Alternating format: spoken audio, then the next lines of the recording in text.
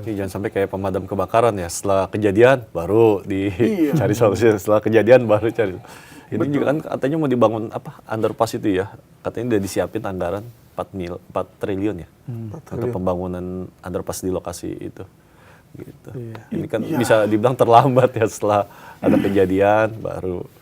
Gitu. Bahkan dulu sempat ada wacana itu memindahkan stasiun Gambir yang dilintasi oleh kereta jarak jauh itu ke Jatinegara gitu. Jadi supaya kereta yang jarak jauh tidak masuk ke dalam kota. Jadi biar itu hanya KRL aja gitu. Jadi hanya di perbatasan di Bekasi ke arah Jawa itu yang hanya kereta jarak jauh. Jadi kereta jarak jauh itu tidak masuk ke dalam kota. Gitu. Ada wacana itu dulu seperti itu. Ya itu bisa jadi ya. Jadi kan mengurangi intensitas kereta di jalur itu. Di dalam kota ya. Iya, dalam kota. Ya itu bisa jadi hal yang baik juga kalau memang. Nah sekali lagi kalau yang saya dapat informasinya juga bahwa pengawasannya yang penting. Pengawasan dari semua peraturan-peraturan pelaksanaan peraturan-peraturan yang udah ada, betul nggak sih? Bahwa kan kemarin ada satu siapa kemarin itu salah satu pakar transportasi juga bilang bahwa ini selalu kita di masalah pengawasan sih yang nggak tertib gitu. Peraturannya udah bagus, semuanya udah jelas, udah ada. Tapi ketika pengawasan itu lalai, lengah, ya akhirnya jadi seperti ini. Nah, salah satunya adalah usulannya adalah gini, sarana dan prasarana itu harus dipisah katanya. Kalau sekarang dijadiin satu, sehingga pack banget dan itu membuat kerjanya loadnya terlalu besar. Nah, itu harus dipisah gitu ya. Jadi kalau sarana-sarana itu kan seperti ngurusin lokomotif, kereta penumpang, gerbong barang gitu ya, KRL dan yang intinya yang ada berjalan di atas rel lah kalau untuk yang sarana. Sementara kan yang prasarana yang mendukung ini rel keretanya, stasiunnya, signal, sistem persinyalan, jembatan rel, terowongan, perlintasan sebidang. Ini prasarananya. Nah ini kan banyak sekali yang mesti diurus. Kalau digabung semua, memang pasti kewalahan, pengawasannya juga pasti kedodoran gitu ya.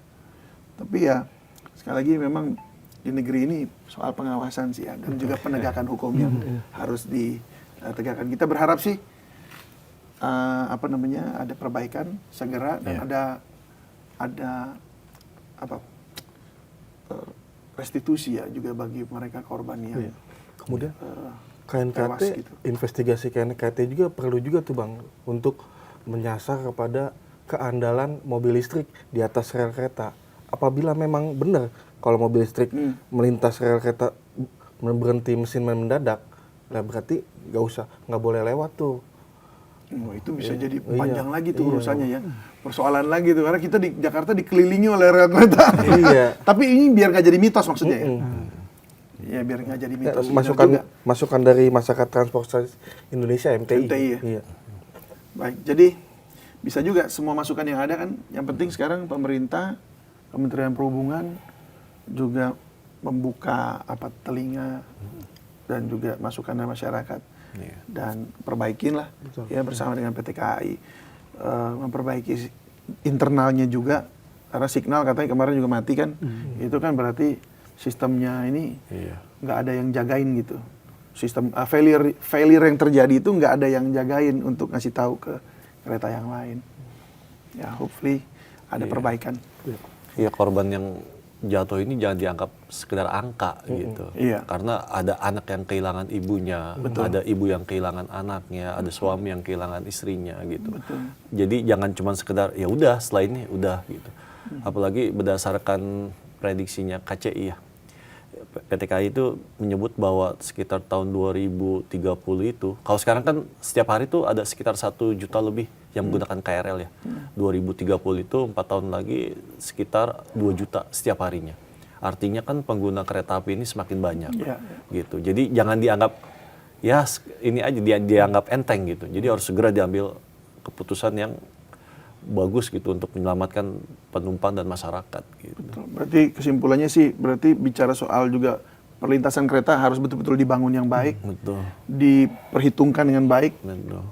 Pekerjakan orang dengan yang memang profesional aja sekalian gitu supaya menjaga keselamatan semuanya ya. Betul. Lalu ya infrastruktur juga dibangun juga dengan sistem yang baik, yang juga bisa terpantau gitu, ada pengawasannya betul ya. Nah, dan kemudian ya kebijakan-kebijakan yang dibangun tuh jangan karena kebijakan-kebijakan sesaat aja, tapi yang long term begitu ya. Iya. Ya, saya pikir pemerintah kita masih harus terus bekerja untuk hal ini, termasuk pemerintah daerah dan Pemprov DKI Jakarta khususnya kalau di kita ya, dan di Bekasi. Ada mungkin closing statement aja dari Mas Joni? Ya, kita berharap tidak ada lagi kejadian seperti ini ya.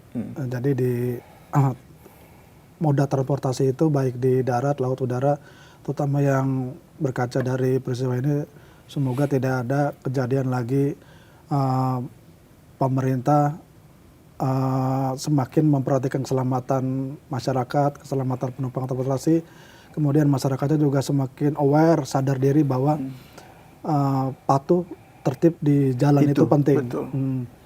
Jangan melanggar dan patuhi peraturan tanpa itu ada petugas. Jadi kalau ada palang atau kereta lewat membunyikan sirine atau klakson atau apalah, ya berhenti gitu, jangan memaksakan diri, jangan melintasi perlintasan sebidang itu. Jadi lebih baik sabar sejenak untuk keselamatan di masa mendatang. Betul, dan gitu, apa salahnya sih sabar cuma 5 menit? Iya. Ya. Betul. Ya, tapi bisa pulang dengan selamat, orang-orang yang di kereta juga pulang ketemu lagi keluarganya. Ya kan nggak ada salahnya ya, kan cuma 5 menit aja gitu ya. Aduh, ini yang harus tertib memang. Ini harus ada kesadaran di dalam hati ya. Ya, Mas Riko? Kalau saya lebih menitik beratkan kepada taksi itu yang dari Vietnam itu ya. Karena negara kita kan sangat terbuka investasi ya. Tapi yang boleh siapa aja boleh investasi ke Indonesia. Tapi barangnya atau itunya harus bermanfaat kepada masyarakat. Jangan sampai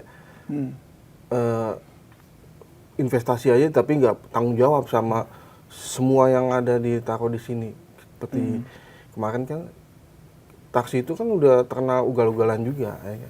Nah, iya ugal-ugalan juga terkenal tuh. Banyak teman yang udah ngaku kalau naik itu emang ugal-ugalan juga. Nah itu perlu diperbaiki juga supirnya.